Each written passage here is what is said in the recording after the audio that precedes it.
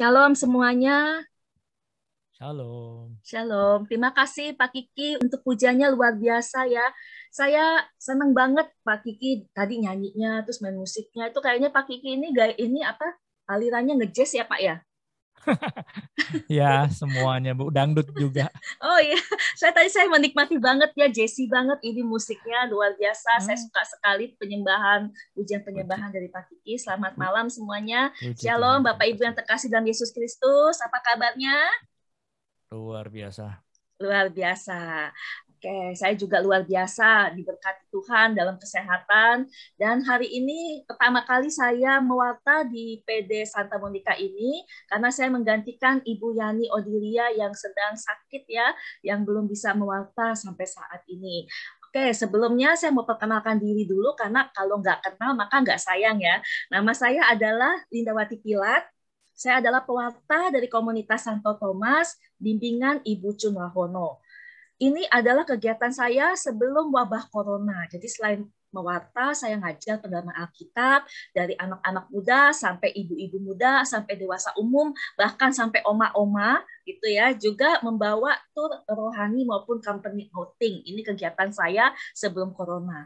Nah, ketika wabah corona melanda semua dunia, kegiatan semua beralih ke online, mau nggak mau belajar nge-Zoom. Ya, jadi mewartanya, ngajar PA-nya via Zoom dan ikut TC, isi acara di Jendela Jiwa bersama Mami Chun dan juga Tomoyus. Juga saya punya channel renungan rohani di YouTube ya, namanya Firman yang Hidup. Dan ini semua yang saya lakukan. Selain itu saya juga punya usaha Lilin Makarius online ya. Jadi inilah kegiatan selama wabah corona. Demikian perkenalan singkat saya. Dan malam hari ini kita mau belajar tentang iman versus logika. Kenapa ini sangat penting ya? Karena ini pengajaran untuk kita menghadapi situasi yang tidak enak, yang situasi sulit di masa-masa COVID seperti saat ini. Karena iman itu selalu tidak sesuai dengan logika. Ya, iman tidak selalu sesuai dengan logika. Logika belum tentu bisa memahami iman. Ya, akal kita ini hanya bisa memahami hal-hal yang sesuai dengan hukum alam. Kita punya pikiran, ya kita punya otak gitu ya. Itu hanya mampu memahami hal-hal yang sesuai dengan hukum alam maupun yang mampu kita pikirkan. Sedangkan iman itu berkaitan dengan Allah, berkaitan dengan kekuasaan Tuhan dan hikmatnya yang melampaui alam pikiran manusia. Tadi Pak Kiki udah mulai tuh ya, lagunya apa yang tak pernah dilihat mata, yang tak pernah didengar telinga, gitu kan. Itu semua apa yang tidak pernah kita lihat, tidak pernah kita pikirkan, kita tidak pernah dengar, itu Tuhan bisa sediakan karena itulah Allah kita yang luar biasa. Ya, jadi contoh misalnya iman yang tidak sesuai dengan logika, misalnya dari di dalam Alkitab itu banyak kisah-kisah seperti misalnya 5 roti 2 ikan. 5 roti 2 ikan bisa kasih makan 5.000 orang, itu gimana ceritanya itu? Kalau dimasukkan ke dalam otak kita, logika kita, itu sangat-sangat tidak mungkin, tidak masuk akal di dalam apa yang kita pikirkan ini. Apakah Yesus itu saat itu, apakah Yesus bikin sulap? Apakah Yesus melakukan sihir? Apakah Yesus melakukan magic gitu ya? Kok bisa 5 roti 2 ikan itu kasih makan 5.000 orang gitu ya? Kalau misalnya itu terjadi di zaman sekarang, yang semua pakai teknologi, bikin roti aja sekarang pakai mesin, betul ya Bapak Ibu ya? Bikin roti ya, nggak ada tuh bikin roti sekarang pakai mulen, pakai tangan gitu ya. Udah jarang, sekarang semua pakai mesin. Nah, kalau misalnya ini terjadi di zaman sekarang, kita harus nyediain 5.000 roti dalam sekejap gitu ya misalnya. Bisa nggak Bapak Ibu? Dalam sekejap gitu ya. Satu toko roti aja kurang lebih misalnya ya menyediakan paling banyak paling 200 roti, 300 roti gitu ya. Nah, kalau misalnya 5.000 berapa toko roti yang mesti kita borong? Nah, itu aja zaman sekarang yang udah pakai teknologi. Gimana zaman dulu istilahnya semua pakai tangan. Nah, kalau kita lihat kisah ini di dalam Alkitab, sepertinya nggak mungkin. Tapi bagi Tuhan nggak ada yang mustahil. Makanya jika kita pakai logika, maka cerita tentang 5 roti, 2 ikan, memberi makan 5.000 orang, kesannya seperti dongeng saja. Nah, tapi kita sekarang mau lihat, apa itu logika? Ya, apa itu logika? Nah, kalau kita lihat di sini logika itu berasal dari bahasa Yunani, logos. Ya, logika berasal dari bahasa Yunani logos. Ya, bahasa Yunani kuno logos itu artinya hasil pertimbangan akal pikiran yang diutarakan lewat kata atau bahasa. Ya, jadi istilahnya logika berasal dari kata Yunani kuno logos, artinya hasil pertimbangan akal pikiran manusia ya yang diutarakan lewat apa? Lewat kata maupun bahasa. Nah, jadi logika itu adalah cara berpikir yang masuk akal. Ya, nyata fisiknya, kalau nggak masuk akal, nggak masuk logika. Jadi logika itu adalah cara berpikir yang masuk akal, nyata fisiknya, terlihat bentuk, warna, sebab, akibat gitu ya, dan bisa diterima secara umum. Itu logika. Cara berpikir yang masuk akal. Nah, orang pintar, ya, orang pintar, bukan orang pintar minum tolak angin ya Bapak Ibu ya. Kalau di iklan kan begitu ya, orang pintar minum bla bla bla gitu ya. Nah, orang pintar itu biasanya sangat sulit mempercayai Tuhan. Orang pintar itu sangat sulit beriman. Pasti dia akan begini loh, bertanya gitu. Mana buktinya kalau Tuhan itu ada? Banyak orang pintar seperti itu. Mana buktinya kalau Tuhan itu ada? Sehingga mereka mencari tahu jawabannya lewat apa? Ilmu pengetahuan dan teknologi. Bahkan mereka mencoba menciptakan dengan cara cloning. Misalnya dulu kan ada tuh apa namanya? Domba Dolly ya, hasil cloning. Mereka mencoba membuat domba ya di cloning dengan cara cloning, atau bikin robot yang mirip manusia. Kan banyak tuh sekarang ya robot-robot yang dibikin mirip manusia. Tetapi sains itu tidak mampu membuat sesempurna apa yang Tuhan ciptakan di dunia ini. Semaju-majunya, secanggih-canggihnya ilmu pengetahuan itu tidak mampu membuat apa yang diciptakan Tuhan secara sempurna, tidak mampu menciptakan seperti Tuhan menciptakan semua yang ada di dunia ini dengan sempurna. Bahkan sains juga tak mampu menjelaskan kemahakuasaan Tuhan maupun mukjizat-mukjizat yang terjadi. Nah, dulu ada seorang anak muda ya bertanya sama saya. Ini anak muda ini sangat kritis sekali, kritikal banget ya. Terus dia bertanya kepada saya, "Ci, mana yang lebih dulu ya? Telur atau ayam?" Bapak Ibu, yang mana yang lebih dulu? Telur atau ayam? Telur. Telur, kata Bu Anik telur. Apa? Ayam. Ayam, iya. Pak Erik, betul. Yang lebih dulu kalau berdasarkan Alkitab ya, Tuhan kan menciptakan binatang dulu ya. Jadi memang ayam dulu yang ada. Nah, tapi dia bertanya, mana yang lebih dulu, telur atau ayam? Terus dia bertanya lagi, untuk apa ya, Ci, manusia itu hidup kalau ujung-ujungnya mati juga? Ngapain Tuhan bikin manusia jadi hidup? Terus kenapa ya papa mama saya berantem terus? Kenapa saya dilahirkan? Ya, bla bla bla. Pokoknya banyak sekali pertanyaan-pertanyaan. Nah, kalau orang yang pintar kritikal selalu seperti ini, akhirnya saya kasih dia satu ayat ya yang istilahnya membuat dia terdiam. Coba kita buka ya, Sirat 3. Saya mau ada satu orang bantu saya baca Alkitab gitu ya. Sirat 3 ayat 21 sampai 23. Sirat 3 ayat 21 sampai 23. Silakan dibaca yang sudah ketemu.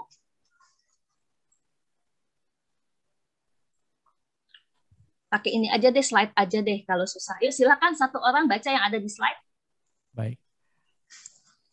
Sirat 3 ayat 21 sampai 23. Apa yang terlalu sukar bagimu, jangan kau cari. Dan apa yang melampaui kemampuanmu, jangan kau selidiki. Apa yang diperuntukkan bagimu, hendaklah kau pikirkan. Tak perlu engkau bersusah tentang apa yang tersembunyi. Jangan bersusah payah mengenai apa yang di luar bidang pekerjaanmu, karena apa yang dinyatakan kepadamu sudah terlalu luas untuk akal insani. Iya, kita lihat di sini ya. Jadi kadang kan manusia banyak bertanya kenapa begini, kenapa begitu, ya pakai logikanya. Kalau secara logika ini, secara iman nggak mungkin, ya apalagi pakai logika terus gitu ya. Orang-orang yang pakai logika, makanya saya suka kasih ayat ini. Apa yang terlalu sukar bagimu, jangan kau cari. Apa yang melampaui kemampuanmu, jangan kau selidiki. Ya, apa yang diperuntukkan bagimu, hendaklah itu saja yang dipikirkan gitu ya, istilahnya. Nggak perlu kita bersusah payah tentang apa yang tersembunyi. Kan banyak ya istilahnya yang tersembunyi gitu ya, apa kuasa Allah dan lain-lainnya yang istilahnya kita tidak bisa pahami rancangan Tuhan dalam hidup kita. Ya, terus jangan bersusah payah mengenai apa yang di luar bidang pekerjaanmu, karena apa yang dinyatakan kepadamu itu udah terlalu luas untuk akal insani. Nah, jadi kadang saya suka bilang begini sama yang orang selalu berpikir dengan logika. Jangan mencari apa yang terlalu sukar, yang istilah tidak bisa engkau jangkau dalam akal pikiranmu. Karena Tuhan tidak bisa dijangkau dengan otak kita, akal kita yang cuma sekecil ini gitu loh. Cuma sebesar mini kau. Nggak bisa. Gitu ya. Nah, itu tentang logika. Sekarang apa itu iman? Kata iman itu dari bahasa Yunani ya, pisti. Pisti artinya rasa percaya kepada Tuhan. Jadi iman itu kalau bahasa Yunaninya pisti artinya rasa percaya kepada Tuhan. Ada 155 kali kata iman di dalam Alkitab. Ya, jadi ada 155 kali kata iman di dalam Alkitab. Dan Paulus mendeskripsikan tentang apa itu iman. Silakan satu orang dibaca yang ada di slide saya ayatnya.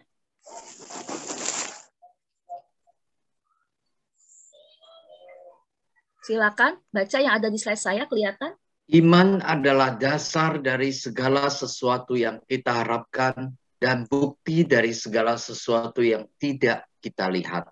Iya, jadi iman adalah dasar dari segala sesuatu yang kita harapkan. Jadi ada yang kita harapkan, itu dasar iman kita. Ya, dasar dari segala sesuatu yang kita harapkan dan bukti dari segala sesuatu yang tidak kita lihat. Jadi kita belum lihat tapi kita percaya. Kita belum lihat tetapi kita imani gitu ya. Kita belum terjadi, belum terbukti tetapi kita percaya. Itulah iman. Ya, ini berdasarkan apa yang dikatakan oleh Paulus. Nah, iman sering dipertentangkan dengan logika. Iman sering dipertentangkan dengan logika. Iman itu dianggap tidak rasional, tidak masuk akal, ya. Tidak dapat dibuktikan dengan akal sehat maupun logika. Terus manusia itu lebih sering mengutamakan logika ya daripada imannya. Contohnya misalnya ya, banyak nih Bapak Ibu kalau kita lihat ya di dalam kehidupan kita, misalnya di sekeliling kita. Ada orang yang istilahnya divonis misalnya kanker stadium 3 gitu, stadium 4. Bisa tiba-tiba setelah dia dilayani, setelah dia rekonsiliasi, setelah dia pengakuan dosa dan lain-lain, bisa tiba-tiba misalnya ya mengalami kuasa Allah, dia bisa sembuh gitu ya. Itu adalah sesuatu yang tidak masuk logika. Saya pernah melayani satu orang ya, dulu dia ada pembuluh pecah di bagian kepalanya. Jadi kalau di MRI itu ada putih-putihnya gitu ya, kalau pembuluh darah pecah di kepalanya. Dia udah setengah sadar, setengah nggak sadar gitu ya. Waktu itu saya diminta mendoakan dia oleh keluarganya. Saya waktu itu datang 3 hari berturut-turut untuk mendoakan dia sekaligus memberitakan firman.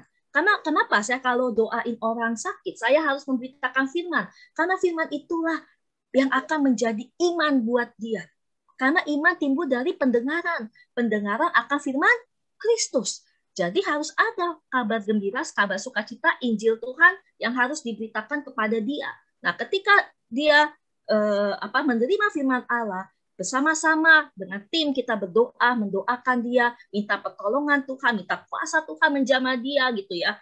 Hari keempat ya, 3 hari berturut-turut kita berdoa, pujian, penyembahan, firman ditabur gitu ya. 3 hari berturut-turut. Hari keempat orang ini bagian putih-putih yang tadi di MR ada itu ya, tiba-tiba bisa hilang dan dia bisa sadar, sembuh, sehat ya. Itu apa? Gak masuk logika. Karena secara medis dia harus dioperasi.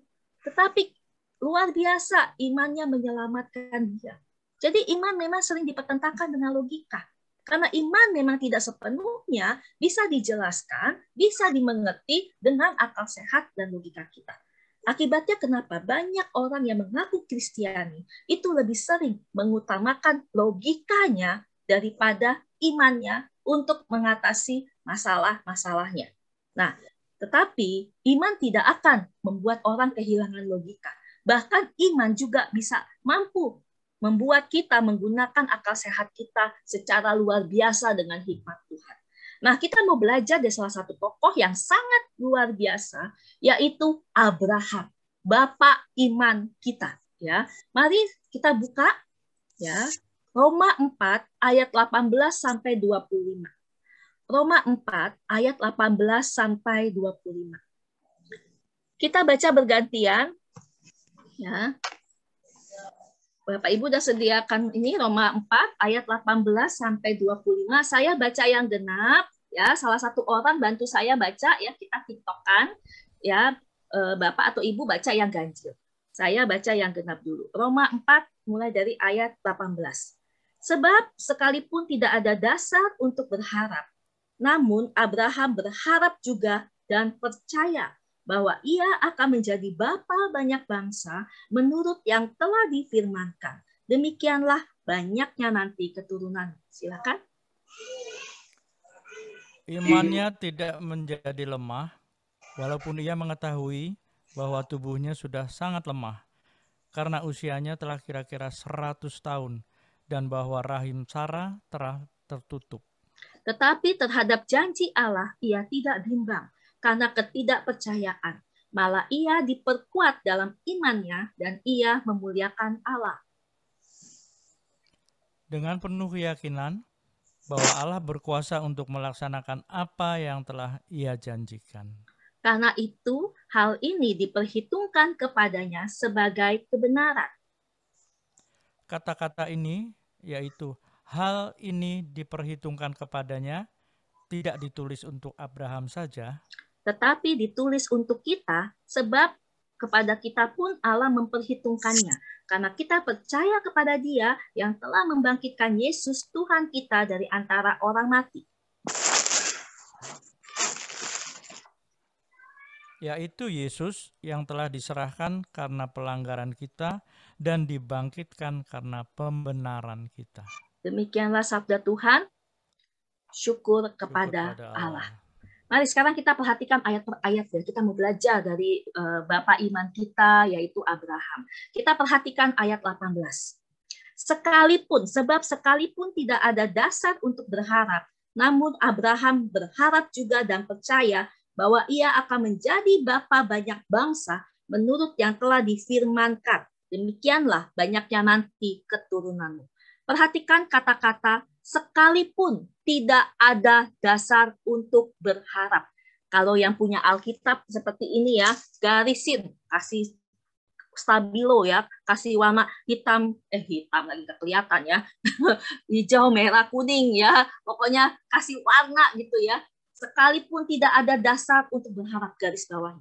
Sekalipun tidak ada dasar untuk berharap. Iman itu nggak selalu ya istilahnya ada dasar berharap, tapi ini lihat ya, Abraham ini tidak ada dasar untuk berharap, tapi dia mau percaya juga. Kenapa dibilang tidak ada dasar untuk berharap? Coba kita lihat, dia terima janji Tuhan bahwa dia akan jadi bapa banyak bangsa, usia 75 tahun. Dan Sarah mandul, mati haid. Bayangkan, kalau kita secara manusia, mana mungkin Abrahamnya masih subur ya istilahnya, tapi Sarahnya udah mandul, udah mati haid, bagaimana mungkin dia bisa mengandung dan melahirkan anak? Dan kita lihat di sini, Abraham itu untuk menunggu Ishak, ya, anak perjanjian, itu nggak langsung gitu ya. Begitu Tuhan kasih janji, nggak langsung Sarah hamil, enggak. Tetapi makan waktu, menunggu selama 25 tahun, dan Ishak itu lahir saat Abraham berusia 100 tahun. Bayangin. Sekalipun dia tidak ada dasar untuk berharap, mana mungkin ya, gak ada dasar untuk berharap, tetapi dia percaya juga. Nah, Bapak Ibu, saudara-saudari yang ada di sini, ini bisa dijadikan doa. Kata-kata ini bisa dijadikan doa ketika kita ya mau sungguh-sungguh beriman, mau sungguh-sungguh istilahnya mengandalkan Tuhan. Tuhan, sekalipun saya tidak ada dasar untuk berharap, tetapi saya mau tetap percaya juga Engkau mau kasih saya jalan keluar untuk semua masalah saya. Jadi bisa kata-kata ini dipakai ya istilahnya. Nah, kita lihat di sini. Di ayat 19-nya kita perhatikan ya. Di ayat 19-nya itu dikatakan demikian. Imannya tidak menjadi lemah walaupun dia mengetahui tubuhnya sudah sangat lemah. Karena usianya telah kira-kira 100 tahun dan bahwa rahim Sarah telah tertutup. Nah, imannya tidak menjadi lemah. Ini garis bawah. Ya, imannya tidak menjadi lemah. Walaupun tubuhnya lemah, imannya tidak lemah. Bayangkan Abraham udah tua ya, udah mau menjelang 100 tahun tapi Sarah belum hamil-hamil juga. Dia terima janji usia 75. Tapi biarpun tubuhnya lemah, imannya tidak menjadi lemah. Walaupun tidak ada dasar untuk berharap dia bisa punya anak di usia yang sangat tua. Nah, kita secara fisik, kita kuat. Tetapi iman kita selalu lemah saat menghadapi masalah. Seringkali kita pakai logika. Ya, harusnya begini nih Tuhan cara penyelesaiannya. Harusnya begitu Tuhan. Mestinya begini, mestinya begitu. Cara Tuhan menyelesaikan masalah kita ya itu berbeda dengan cara kita gitu ya. Jadi cara Tuhan menyelesaikan masalah itu berbeda dengan cara kita. Apa yang kita pikirkan, apa yang Tuhan pikirkan itu berbeda gitu loh. Jadi ini yang harus kita pahami dan kita pelajari. Cara Tuhan menyelesaikan masalah kita berbeda dengan cara pikir kita menyelesaikan masalah. Nah, saya mau bersaksi bagaimana ya saya tidak mengandalkan logika saya mencoba terus mengandalkan iman saya untuk menyelesaikan masalah-masalah berat ini. Ya, ini pengalaman waktu saya masih bekerja di stasiun TV. Dulu sebelum saya jadi pewarta, saya ini kerja di salah satu stasiun TV. Dan saya namakan ya kesaksian saya ini Mission Impossible. Kenapa saya namakan ini Mission Impossible? Karena memang ini suatu misi yang tidak mudah, yang sangat mustahil. Saya sebelum kerja di stasiun TV, saya ini pengalaman itu bekerja di advertising, bekerja di production house. Kita selalu bikin syuting iklan TV, ya. Jadi TV komersial break gitu ya, TVC itu tim kami dulu waktu saya bekerja yang membuatnya gitu. Jadi saya udah terbiasa dengan syuting iklan TV. Jadi kan itu perlu pemikiran ya, perlu brainstorming, perlu briefing, perlu rapat. Itu kurang lebih penyelesaian untuk bikin satu iklan yang cuma 30 detik. Itu bisa persiapannya itu sampai 6 bulan Bapak Ibu. Ya, tetapi waktu saya bekerja di stasiun TV, ini dirut saya ini mau kasih hadiah ke CEO saya. CEO ini punya hotel resort di salah satu pulau di Sumatera dan dia mau bikin iklan TV hotel resort ini sebagai hadiah kepada CEO saya gitu. Jadi dia menugaskan karyawan-karyawannya untuk membuat. Kebetulan saya di bagian on air promotion ya, istilahnya yang berhubungan dengan syuting-syuting iklan dan lain-lain, teaser, thriller, dan lain-lain gitu ya. Dan akhirnya karena saya waktu itu masih anak baru tahun 2013, akhirnya saya yang dijebloskan, yang dijerumuskan sama teman-teman saya untuk bikin iklan TV ini. Bikin iklan TV ini tidak dikasih waktu panjang, cuma dikasih waktu menyelesaikannya harus dalam 3 hari syuting. Ya, setelah itu di editing, pokoknya minggu itu juga harus udah selesai. Ya, saya yang pengalaman lama aja di dalam istilahnya advertising, saya sampai bengong gitu ya istilahnya. Kok bisa ya dibikin seperti ini? Tanpa briefing, tanpa brainstorming, udah gitu minim kru. Saya disuruh pergi ke pulau itu ya, cuma dikasih 1 kru. Itu kameramen yang di sebelah saya. Saya yang pakai kaos putih. Itu saya kaos putih ya, saya cuma dikasih 1 kameramen. Sedangkan kalau bikin iklan itu ya, biarpun iklannya cuma 30 detik, krunya banyak gitu loh. Sutradara, ada kameramen, ada macam-macam, lighting man, audio man, semua ya, orang artnya banyak gitu. Orang wardrobe-nya. Tapi ini cuma dikasih 1 kru, yaitu kameramen yang di sebelah saya ini. Itu saya komplain dong, masa saya cuma dikasih 1 kameramen, saya minta nambah kru saya. Dikasihlah 1 orang itu untuk jadi lighting man. Itu bapak tua yang pakai baju hitam yang pakai topi, itu lighting man saya. Itu udah sepuh, usia 60 tahun, dijadiin untuk pergi bikin divisi di satu pulau itu. Terus udah gitu saya minta kru lagi nggak dikasih, cuma dikasih kameramen yang istilahnya nggak ada kaitannya sama syuting, ya. Terus udah gitu yang celana merah itu penanggung jawab saya. Begitu sampai di sana saya nggak ada briefing, nggak ada brainstorming, minim kru, nggak ada budget buat talent gitu ya. Begitu sampai di pulau itu saya bilang saya harus melihat pulau ini semuanya, ya, resort ini semuanya. Saya nggak mau syuting. Hari kedua dan ketiga baru saya syuting. Hari pertama keliling, habis itu saya bikin storyboard sendiri ya, gambar-gambar sendiri. Besoknya langsung syuting, istilahnya selesai, langsung pulang gitu ya. Pulang nggak bisa istirahat, langsung ngedit gitu ya. Iklan itu ngedit sendiri sampai selesai. Dan puji Tuhan bisa selesai. Kenapa? Karena saya pegang ayat ini, walaupun saya waktu itu belum hamba Tuhan. Coba dibuka 2 Korintus 3 ayat 5. Ada yang bisa bantu saya? 2 Korintus 3 ayat 5.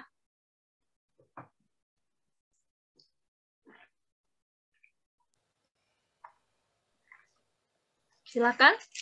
2 Korintus 3 ayat 5. Silakan baca.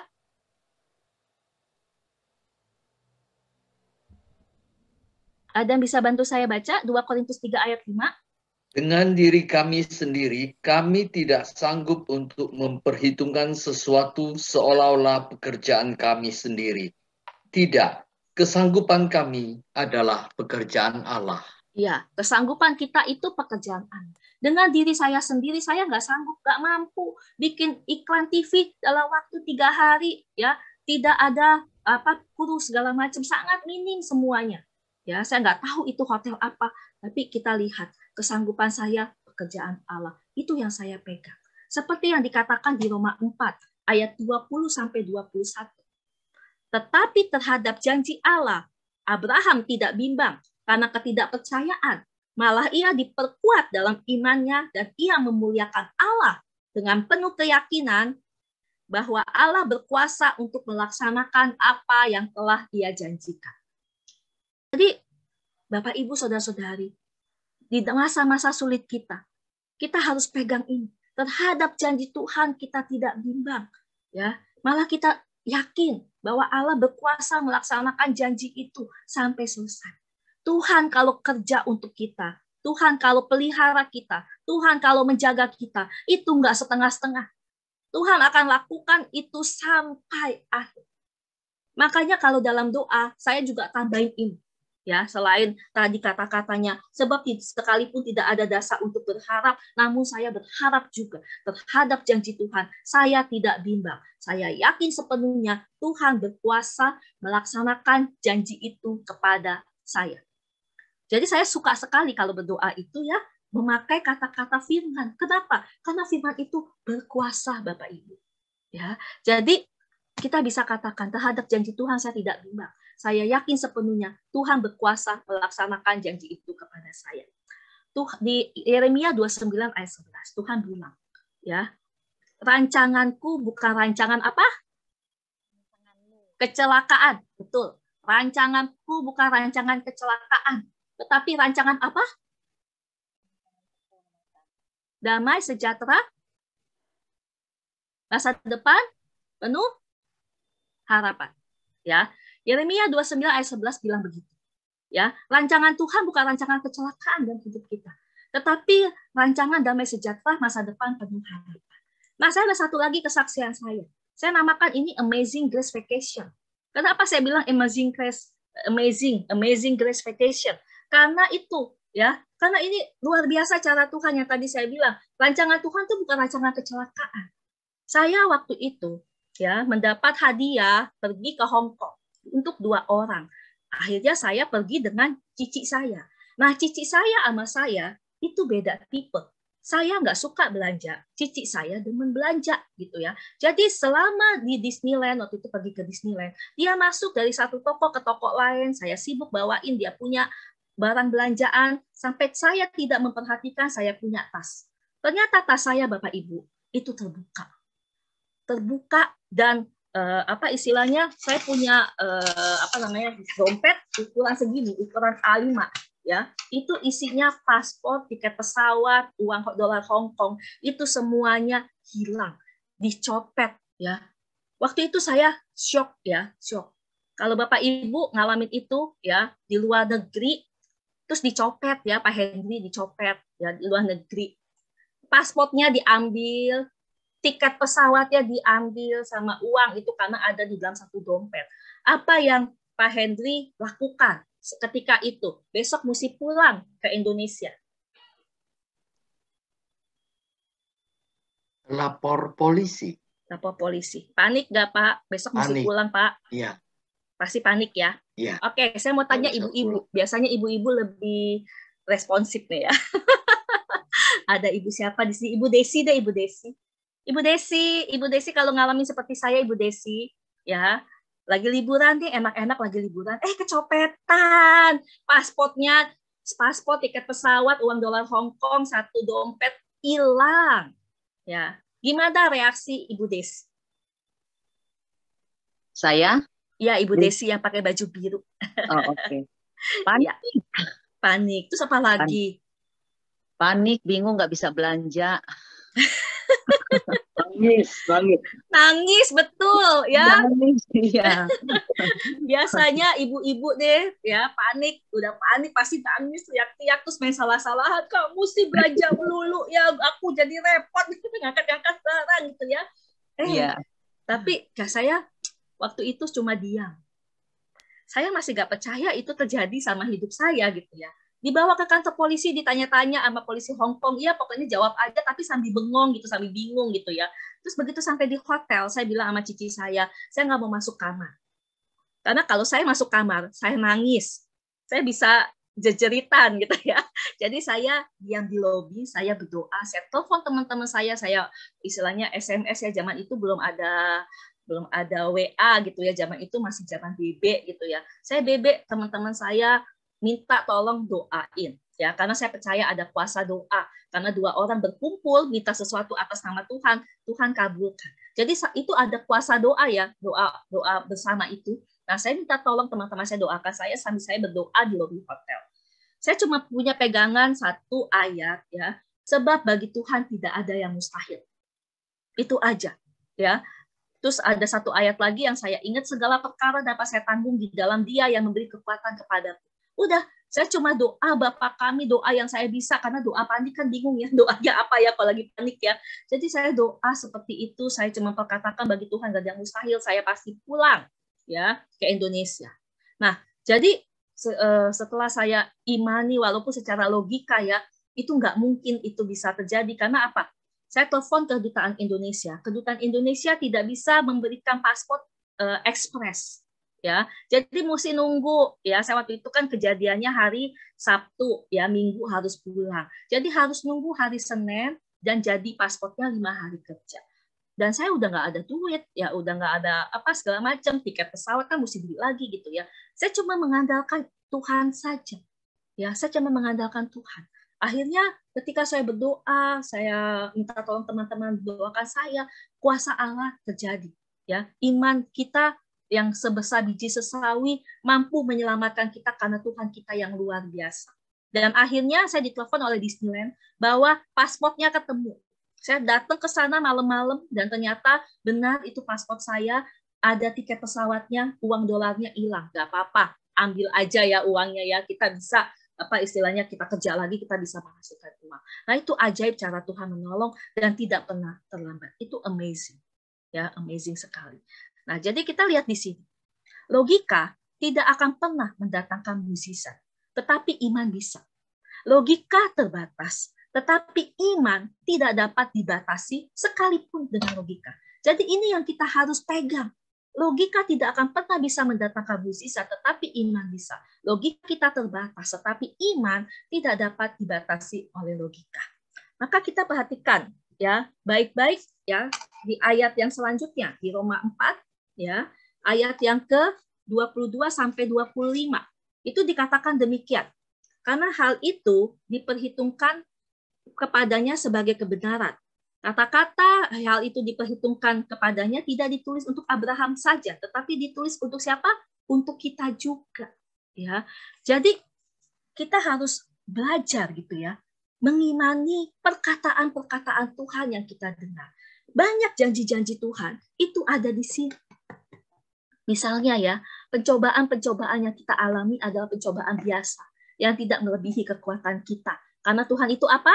Setia. Dia akan kasih jalan keluar untuk kita.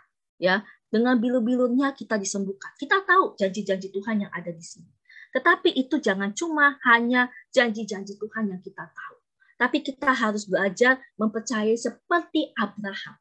Belajar mempercayai seperti Abraham. Sehingga ketika kita belajar mempercayai itu, janji Allah, perkataan-perkataan Allah, maka hal itu diperhitungkan ya oleh Tuhan sebagai kebenaran. Karena kita mempercayai apa? Segala janji perkataannya itu diperhitungkan sebagai kebenaran. Ya, jadi ketika kita mempercayai janji-janji Tuhan, kita mempercayai perkataan-perkataan Tuhan, itu diperhitungkan oleh Tuhan sebagai kebenaran. Makanya ketika itu diperhitungkan sebagai kebenaran, maka Tuhan akan istilahnya menyatakannya di dalam kehidupan kita. Ya, jadi jika kita memakai iman, ya, jika kita memakai iman, maka itu diperhitungkan sebagai kebenaran. Tapi kalau kita memakai logika, Tuhan nggak perhitungkan. Ya, karena apa? Artinya kita hanya mengandalkan diri kita sendiri. Kita tidak mengandalkan Dia. Makanya di Yeremia 17 ayat 5 itu dikatakan, terkutuklah orang yang mengandalkan manusia, yang mengandalkan dirinya sendiri, dan yang hatinya menjauh daripada Tuhan. Yeremia 17 ayat 5. Ini udah katakan demikian. Terkutuk orang yang apa? Mengandalkan manusia lain, mengandalkan dirinya sendiri, kepintarannya sendiri, kekuatannya sendiri, tapi hatinya menjauh dari Allah. Kenapa? Karena Tuhan mau kita percaya sungguh-sungguh kepada Dia. Kalau kita tidak percaya Yesus sanggup menolong kita, maka sia-sialah Yesus dibangkitkan. Ya Bapak Ibu, ya. Jadi jika kita tidak percaya Yesus sanggup menolong kita, maka sia-sialah Yesus dibangkitkan. Maka kita kan ada lagunya tuh. Tuhan selalu menolongku, selalu menjagaku. Ya, Tuhan selalu menjaga dan selalu menolong kita. Jika kita memilih untuk beriman, maka seperti tadi lagu yang dinyanyikan oleh Pak Kiki ya, apa yang tidak pernah dilihat mata, apa yang tidak pernah didengar oleh telinga, apa yang tidak pernah timbul di dalam hati manusia, itu Tuhan sediakan untuk kita yang mengasihi Dia. Itu ayatnya ada di 1 Korintus 2 ayat 9 ya. Tadi lagu pertama yang dinyanyikan oleh Pak Kiki itu ada di ayatnya 1 Korintus 2 ayat 9 ya. Oke, coba saya mau satu orang baca supaya ini ditegaskan lagi. Silakan. 1 Korintus 2 ayat 9.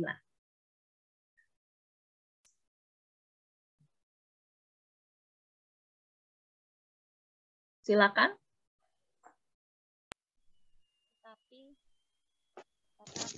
Tetapi seperti ada tertulis, apa yang tidak pernah dilihat oleh mata dan tidak pernah didengar oleh telinga dan yang tidak pernah timbul di dalam hati manusia, semua yang disediakan Allah untuk mereka yang mengasihi Dia. Amin. Ya, Pak Kiki ini satu roh sama saya ya. Sampai nyanyi lagunya ini ada ayatnya di dalam khotbah saya. Jadi kita lihat ya, apa yang nggak pernah lihat oleh mata, didengar oleh telinga, ya tidak pernah timbul dalam hati kita, itu Tuhan sediakan. Kalau kita apa? Kalau kita mau untuk percaya ya kepada perkataan dan janji-janji. Maka seperti refnya bilang, Allah sanggup melakukan segala perkara, gitu kan? Memang Tuhan sanggup melakukan segala perkara dan Dia tidak akan pernah terlambat untuk menolong kita. Tuhan hanya minta iman kita itu nggak besar-besar. Tuhan cuma minta iman kita sebesar apa, Bapak Ibu di sini? Biji sesawi. Iya. Tuhan nggak minta iman kita tuh besar-besar. Iman kita Tuhan cuma minta apa? Sebesar biji sesawi. Nah, besarnya biji sesawi itu seperti yang ada di gambar saya. Cuma segitu aja, kecil segitu aja. Itu aja bisa sanggup memindahkan. Jadi Bapak Ibu nggak perlu punya iman yang besarnya luar biasa gitu ya. Tapi iman sebesar biji sesawi seperti wanita yang menjamah jubah Yesus. Asal ku jamah saja jubahnya, maka aku akan sembuh. Ya, maka dia sembuh. Maka Tuhan bilang, imanmu yang menyelamatkanmu. Walaupun imanmu cuma sebesar biji sesawi, tetapi bisa memindahkan segunung persoalan kita. Karena apa? Karena Tuhan kita yang besar. Amin. Sekarang kita lihat di sini. Nah, bagaimana supaya iman kita bisa mengalahkan logika kita? Tadi kan Roma 10 ayat 17. Coba satu orang baca Roma 10 ayat 17. Roma 10 ayat 17.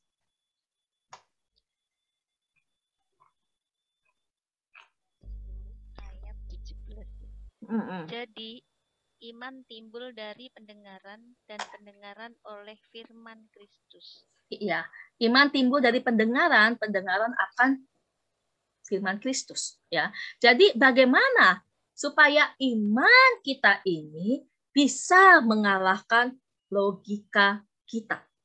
Ya, karena kan manusia ini memang selalu berpikir, ya, punya masalah, dipikir, emang perlu dipikir ya punya masalah. Tetapi bukan berarti kita ini mikir terus dan kita mengabaikan ada kuasa lain yang sungguh luar biasa yang bisa menolong kita. Jadi bagaimana iman kita ini bisa mengalahkan logika kita? Iman timbul dari pendengaran, pendengaran akan firman Kristus. Makanya kita harus belajar apa? Terus tabur firman Tuhan. Karena firman Tuhan itu mampu membuka mindset kita. Ya, makanya pembimbing rohani saya ya Mami Chun Wahono mungkin udah banyak yang kenal ya, pasti selalu bilang apa? Firman. Ya, firman. Belajar firman, cintai firman. Karena firman itulah yang akan mengubah hidup kita, karena firman itulah yang akan membuat kita berjalan di dalam tuntunan Tuhan. Makanya ketika kita terus menabur firman di dalam hidup kita, maka mindset kita ini bisa diubah oleh firman Tuhan. Ya. Nah, perbaharui terus ya, kita punya kehidupan roh ini dan kehidupan rohani kita dengan menaburkan firman. Ucapkan ya firman Tuhan itu sebagai motivasi di dalam kehidupan kita. Nah, kenapa Abraham ini bisa begitu yakin? Ya, kenapa Abraham ini bisa begitu yakin? Dia ini cobaan imannya itu nggak cukup sekali loh. Ya, selain ketika dia mendapat janji Tuhan di usia yang cukup tua gitu ya, terus dia Sarah melahirkan Ishak di usia 100 tahun gitu ya. Tetapi kita lihat pencobaan imannya itu nggak cuma di situ aja, masih ada lagi dan kita tahu cerita itu. Nah, kenapa Abraham bisa yakin? Kenapa Abraham bisa beriman seperti itu? Nah, tadi kita lihat ya di Roma 4 ayat 21 ya, dengan penuh keyakinan bahwa Allah berkuasa untuk melaksanakan apa yang telah Dia janjikan ya. Ini kuncinya Abraham. Karena dia kenal Tuhan sangat dalam. Ya. Karena dia kenal Tuhan sangat dalam. Seberapa dalam Bapak Ibu yang ada di sini saudara-saudari mengenal Tuhan? Seberapa dalam? Banyak orang kenal Tuhan Yesus. Ya, tahu Tuhan Yesus, berdoa kepada Tuhan Yesus. Tapi seberapa dalam kita mengenal Yesus Kristus Tuhan kita? Abraham tahu kepada siapa dia percaya. Ya, kita pun juga harus begitu. Kita harus tahu kepada siapa kita percaya dan seberapa dalam kita hubungannya dengan Tuhan. Ya, jadi ambillah waktu bersekutu dengan Tuhan. Kita belajar menjalin hubungan intim dengan Tuhan sampai kita merasakan Tuhan itu ada di dalam diri kita dan kita di dalam Dia. Makanya ini langkah-langkah supaya kita ini bisa mengalahkan logika kita. Kita bisa mulai menumbuhkan iman kita. Ini. Jadi pendengaran akan firman Tuhan dan persekutuan yang dalam dengan Tuhan akan memampukan kita untuk 4 hal ini.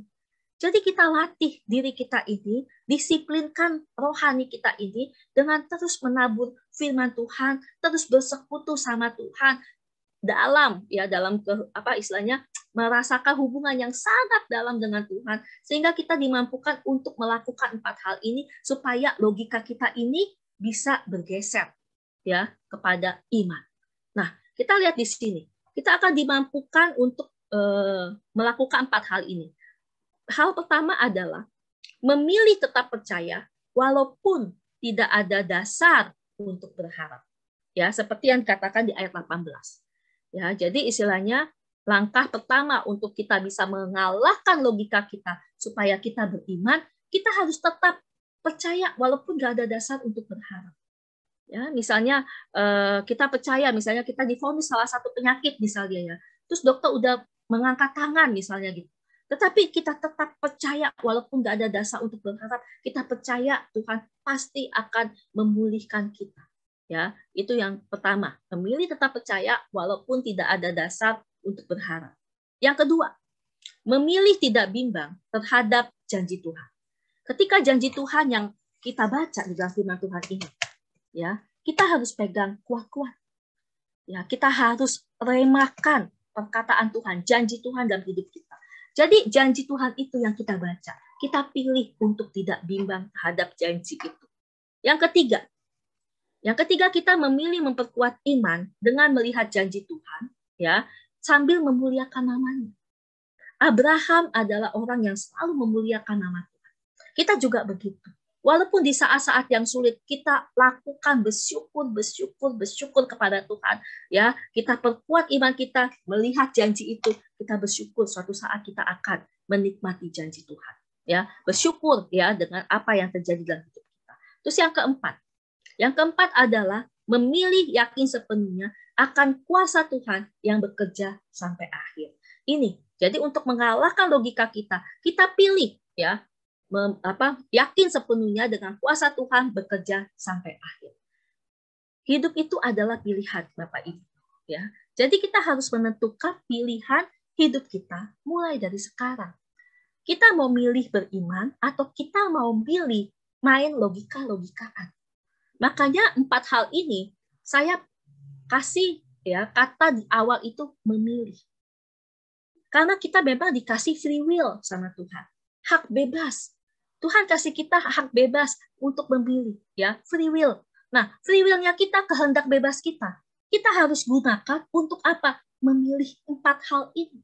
Memilih tetap percaya walaupun nggak ada dasar untuk berharap, memilih tidak bimbang terhadap janji Tuhan, memilih memperkuat iman, melihat janji itu sambil memuliakan Dia, memilih yakin sepenuhnya akan kuasa Tuhan bekerja sampai akhir. Maka hidup itu adalah pilihan. Kita harus tentukan pilihan kita mulai dari sekarang. Sepanjang saya jadi hamba Tuhan selama 13 tahun, mewarta kemana-mana ya, saya mengajar kemana-mana, sepanjang pelayanan saya melihat banyak sekali kuasa dan mukjizat Tuhan itu dinyatakan kepada umat-umatnya. Asal umatnya mau rendah hati, asal umatnya mau ya percaya kepada Tuhan, ya, yang sakit kanker bisa sembuh, yang depresi bisa sembuh, yang kakinya X bisa lurus, yang anak kesulitan bicara itu bisa bicara. Wah, masih banyak lagi. Amazing sekali. Kuasa Tuhan itu luar biasa. Ya. Kalau Tuhan masih bisa menyediakan mukjizat kepada orang-orang yang dilayani di luar sana dan juga kepada saya hambanya, Tuhan juga pasti banyak stok mukjizat untuk kita yang hadir di sini. Termasuk saat ini, di masa-masa sulit pandemi COVID. Belajar terapin 4 hal ini. Kita akan melihat pemeliharaan Tuhan yang luar biasa. Saya ini selain hamba Tuhan full time, tadi kan di awal perkenalan saya udah menikah, saya udah bersuami, memang saya belum mempunyai anak, ya udah di usia hampir 50 tahun, tetapi saya percaya itu rancangan Tuhan dalam hidup saya. Ya, dan saya full heart ya melayani bersama suami saya, itu sambil kita punya usaha juga yaitu tur rohani yang kita sewaktu-waktu bawa grup yang lumayan gitu ya.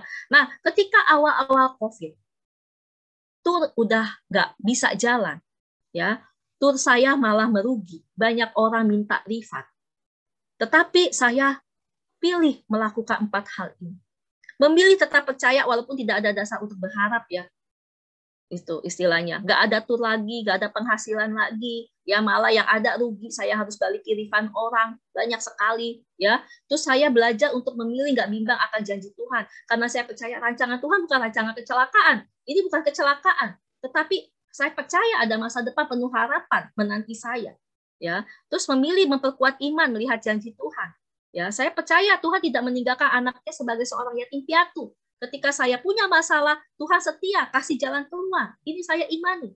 Dan yang keempat, saya pilih yakin sepenuhnya kuasa Tuhan bekerja sampai akhir. Ini saya mau belajar percaya ini. Ketika saya berjuang untuk mempercayai empat hal ini, ya, Tuhan memberikan saya hikmat.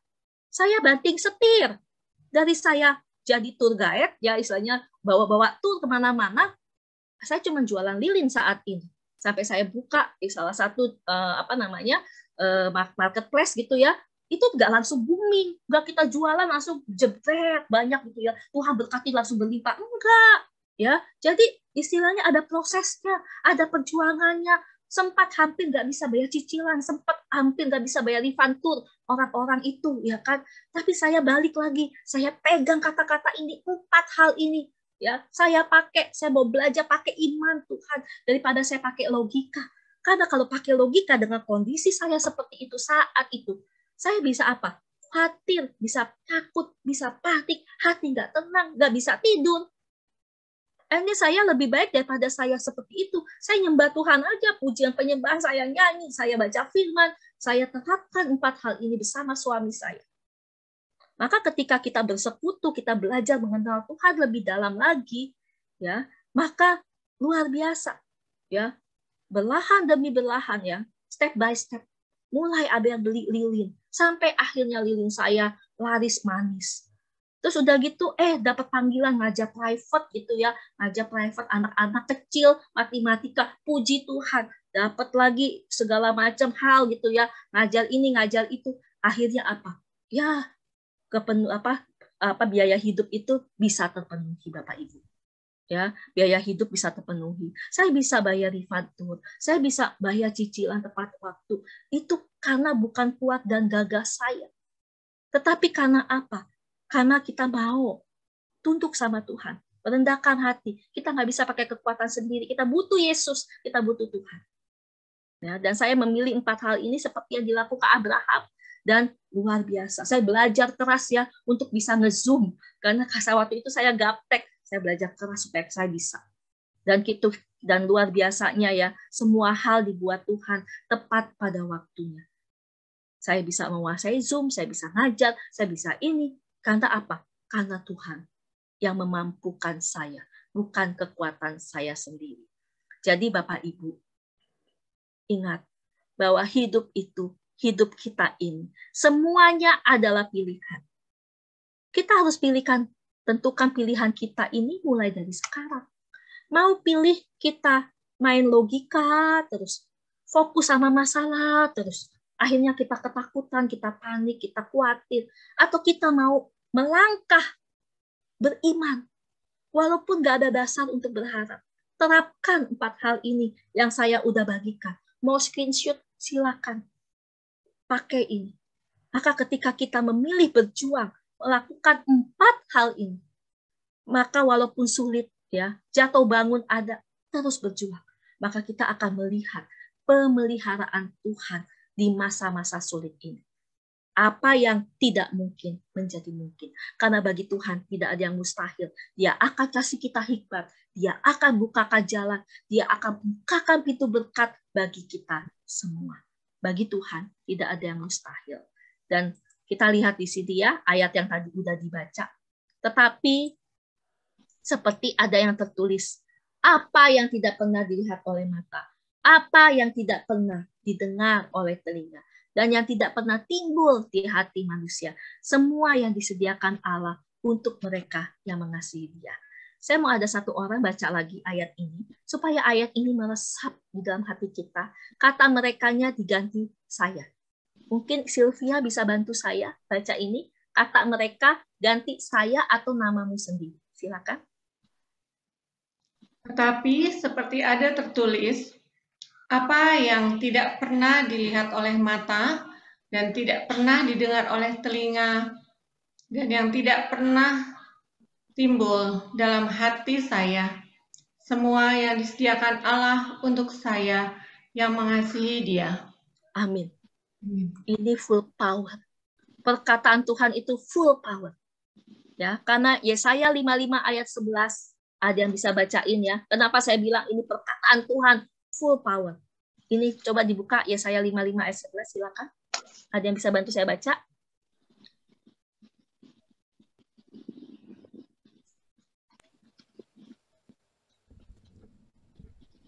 Yesaya 55 ayat 11. Demikianlah firman-Ku yang keluar dari mulutku. Ia tidak akan kembali kepadaku dengan sia-sia, tetapi ia akan melaksanakan apa yang ku kehendaki dan akan berhasil dalam apa yang kusuruhkan kepadanya. Iya, kita lihat di sini ya. Firman-Ku yang keluar dari mulutku, dia tidak akan pernah berlalu dengan sia-sia, tetapi dia akan menyatakan apa yang kukatakan sampai berhasil. Ya, akan apa istilahnya? Apa yang kukatakan ini akan berhasil. Ya, apa yang disuruhkan firman itu kepadanya akan berhasil. Bayangkan. Jadi ketika kita memperkatakan firman ini, Tuhan memang saat ini ya lagi masa COVID, ya aduh, kena PHK lagi, kena perampingan lagi, aduh nggak tahu mesti bagaimana, ini anak-anak mesti bayar uang kuliah, terus belum lagi ini itu bayar cicilan rumah, bayar cicilan ruko, segala macam gitu ya, belum usaha lagi susah sekali, mesti bayar karyawan dan lain-lain gitu ya. Tetapi ketika kita memperkatakan ini, Tuhan aku percaya. Ya, istilahnya seperti yang Abraham bilang, walaupun tidak ada dasar untuk berharap, aku berharap juga terhadap janji Tuhan. Aku yakin, aku percaya sepenuhnya. Karena apa yang tidak pernah dilihat oleh mata, didengar telinga, tidak pernah timbul dalam hati manusia, itu disediakan Tuhan buat saya yang mengasihi engkau. Karena firman Tuhan tidak berlalu dengan sia-sia, tetapi dia akan melakukannya, mengerjakannya, sampai berhasil. Apa yang diperintahkan firman itu kepadanya. Maka Allah kita akan memenuhi segala keperluan kita menurut kekayaan dan kemuliaannya di dalam Yesus Kristus. Bapak, Ibu, saudara-saudari yang terkasih, tidak perlu takut apapun badai yang menghadapi kita. Tetapi jika kita punya iman, berjalan terus bersama dengan Tuhan, kita lakukan 4 hal itu, kita memilih ya untuk tetap percaya, kita akan melihat kuasa Allah boleh bekerja. Kuasa Allah boleh menguatkan kita, dan kuasa Allah bisa mengangkat kita kembali dan memulihkan. Amin. Tuhan Yesus memberkati. Mari pada saat ini kita mau berdoa. Saya mau nyanyi ref ini aja, bagi Tuhan tidak ada yang mustahil. Mari kita tenangkan hati kita. Kita fokus kepada Tuhan yang luar biasa ini. Bagi Tuhan tak ada yang mustahil. Bagi Tuhan tak ada yang tak mungkin. Mukjizatnya disediakan bagiku. Ku diangkat dan dipulihkannya. Bagi Tuhan tak ada yang mustahil. Bagi Tuhan tak ada yang tak mungkin. Mukjizatnya disediakan bagiku. Ku diangkat dan dipulihkannya. Ku diangkat dan diberkatinya. Dalam nama Bapa dan Putra dan Roh Kudus. Amin. Tuhan Yesus Kristus, Engkau Allah yang baik, sungguh baik Tuhan dalam hidup kami. Engkau tidak pernah mengecewakan kami sedetik pun Tuhan. Engkau selalu ada Tuhan di dalam kehidupan kami. Tuhan, pada saat ini Tuhan, kami anak-anak-Mu, kami yang ada di sini, yang ada di ruangan sini, kami semua memiliki beban, masalah, pergumulan hidup kami Tuhan. Engkau yang mengerti dan Engkau yang tahu semuanya Tuhan. Dan pada saat ini Tuhan, kami mau mengangkat tangan kami di hadapan-Mu. Ampuni kami Tuhan, ketika kami memilih jalan untuk pakai logika kami, memakai pikiran kami, mengandalkan kekuatan kami sendiri Tuhan dalam menyelesaikan masalah kami. Biarlah pada malam hari ini Tuhan, kami merendahkan hati kami di hadapan Tuhan. Kami butuh Engkau Tuhan, kami butuh tangan-Mu Tuhan untuk menolong setiap kami. Kami mau belajar seperti Abraham Tuhan, yang begitu luar biasa Tuhan. Biarlah saat ini kami memilih untuk tetap percaya, walaupun tidak ada dasar untuk berharap. Biar saat ini kami memilih Tuhan, tidak bimbang terhadap janji-Mu. Firman Tuhan yang kami baca, firman Tuhan yang kami dengar Tuhan, janji-janji-Mu saat ini biarlah itu kami boleh pegang Tuhan, sehingga itu menjadi kekuatan dan motivasi bagi kami, sehingga kami akan memilih memperkuat iman kami dengan melihat janji itu Tuhan, yang akan Engkau nyatakan kepada kami, sambil kami terus mengangkat tangan kami, memuji, memuliakan nama-Mu Allah kami yang besar. Dan kami juga akan memilih yakin sepenuhnya akan kuasa Tuhan akan bekerja sampai akhir. Engkau tidak akan pernah bekerja setengah-setengah Tuhan untuk kami. Biarpun saat ini Tuhan kami percaya anak-anak-Mu yang sedang mengalami pergumulan, Engkau akan angkat beban mereka Tuhan. Yang punya masalah dengan ekonomi Tuhan, Engkau akan pulihkan ekonomi Tuhan. Walaupun kami tahu ini masa-masa sulit, tetapi bagi Engkau tidak ada yang mustahil. Engkau berikan jalan keluar bagi setiap kami. Yang punya sakit penyakit saat ini Tuhan, Engkau jamah mereka Tuhan, dan Engkau berikan kesembuhan. Terima kasih Tuhan, kami percaya Tuhan, hidup kami di dalam tangan-Mu, dan Engkau akan terus Tuhan menjaga, memelihara kami, dan kami akan melihat pemeliharaan-Mu, kuasa-Mu Tuhan, yang tidak pernah berubah.